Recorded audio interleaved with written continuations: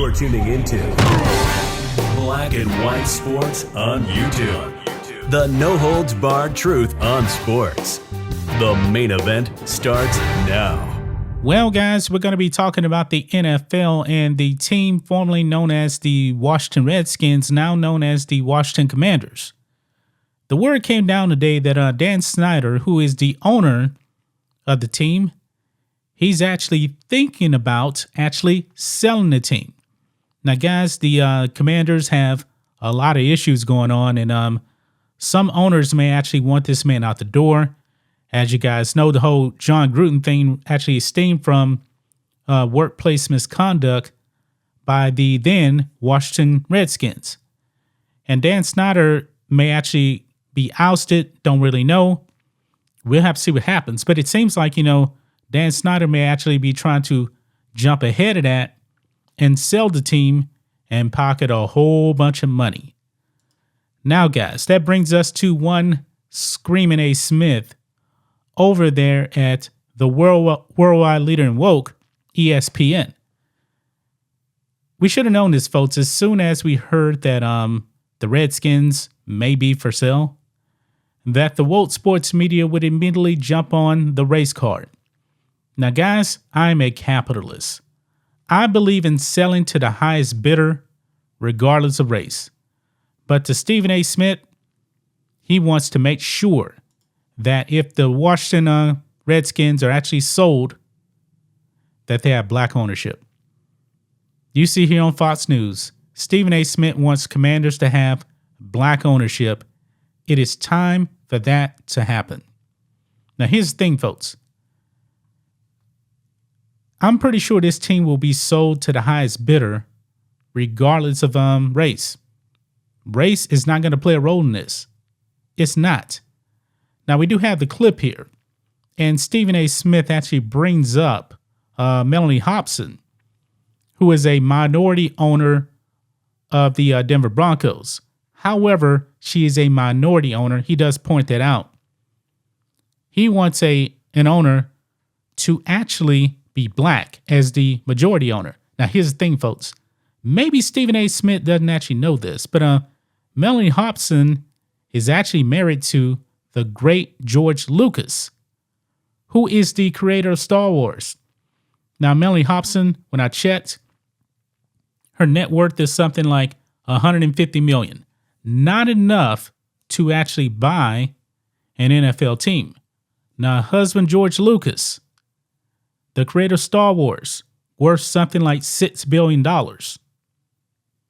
Maybe that'll do it, maybe not, but I'm pretty sure George Lucas doesn't want to buy an NFL team. I mean, this man sold Star Wars to Disney, who he actually called white slavers. He really does despise them.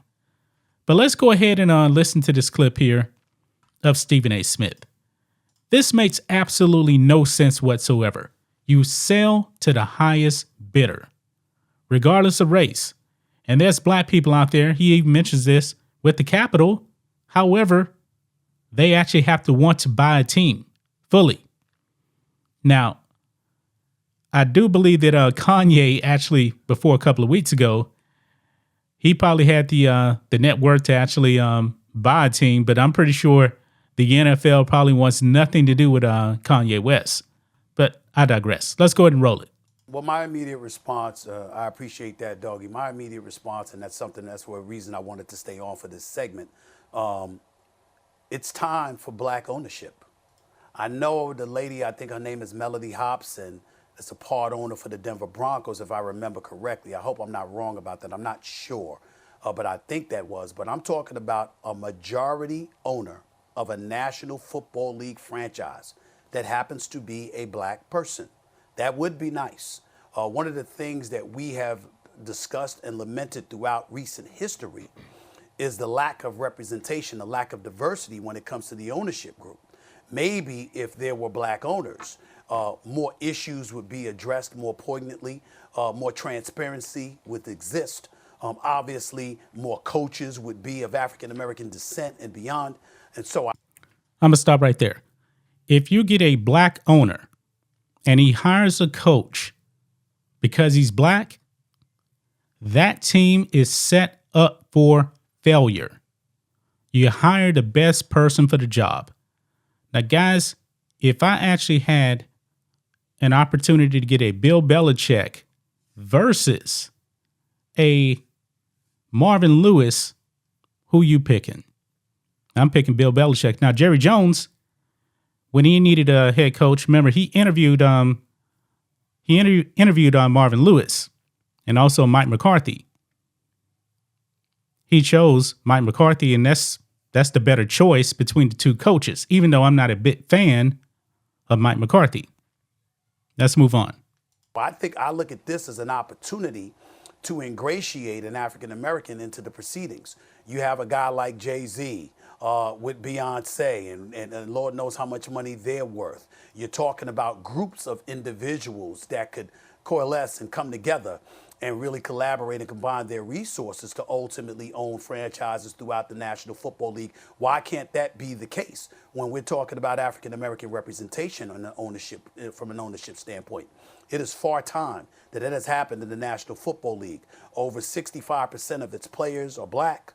Obviously, we understand that. We recognize that it's the most popular sport in North America. We get all of that as well. We know how big time the NFL is. I mean, you're talking about it being worth billions upon billions of dollars. And there are enough black folks with deep pockets who would love to be a part of the cash cow that is the National Football League. And this is an opportunity for them to do it because what? Well, they can put in a bid. They can put in the bid. And if their bid is the highest, they'll get the team. It's just that simple. This has nothing to do with race. Everybody needs to understand and be reminded of. You could have all the money in the world and the National Football League meeting the Board of Governors, its ownership group. They still don't have to let you in. They can still keep you out. What we're saying is it's far time that they let African Americans in. It's not like they've been holding them out. Do you guys honestly believe that if Dan Snyder actually accepts the bid of a black owner, the highest bid, do you actually think that the NFL would not allow that black owner into the NFL? We all know that's not going to happen. The NFL has not been stopping black owners from being owners in the NFL. That is ridiculous. And this is a perfect opportunity to do that in the nation's capital. I know it's outside. It's off 495, FedEx Field, and all of that other stuff. But when you talk about Washington, D.C., you talk about Chocolate City. This is what you're talking about. You're talking about, people, Prince George County. You're talking about a whole bunch of people that would be represented and would be highly satisfied if they had an African-American owner. This is the time to make that happen if you're the National Football League.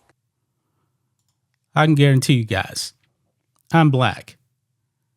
If I actually ponied up, I don't know how much the Washington team would actually go for, but if I ponied up $8 billion right now, which of course I don't have, Dan Snyder would be a fool not to actually sell it to me if the next highest bid is only like $7 billion. And the NFL would actually be pretty dumb to not make me the owner. We know that's not going to happen because if the NFL doesn't accept this black owner who Dan Snyder actually sells it to, boy, the NFL is going to be called racist. They'll never hear the end of it. It's not going to happen. But you sell to the highest bidder. I'm sorry, folks. If somebody came up to me in Rhodes and said, guys, we want to buy Black and White Network from you guys. And let's say this person's white. And I'm just throwing a number out there. If you say, we're going to give you guys $10 million for a Black and White Network. And another person came along, a black person said, hey, I'll give you $5 million for a Black and White Network. Who would you choose? I'm choosing the white guy with $10 million. That's an easy choice for me. But Stephen A. Smith, all he does is see race. I'm a capitalist. Now, Stephen A. Smith always says that he's actually a capitalist, but is he really? This seems like, some cultural Marxism that he's talking about right here. That's just my thoughts on this. What do you guys think of this? Black and White sports fans, let us know what you think about all this in the comments. Make sure to subscribe to the channel, and we'll catch you next time. Thanks for watching the show. Be sure to like, comment, and subscribe. Be sure to tune in next time on Black and White Sports.